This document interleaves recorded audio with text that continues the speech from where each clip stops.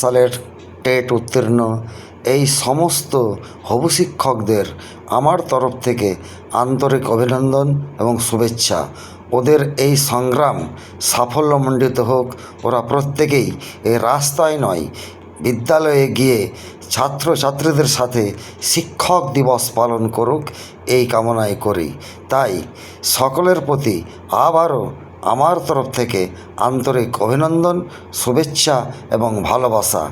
সেই সঙ্গে আমার পূর্ণ সহযোগিতা ওদের সঙ্গে রইল এবং সমর্থন রইল। সকলের জীবন সাফল্যমণ্ডিত হোক এই কামনা করি। সকলে ভালো থাকবে, সুস্থ থাকবে।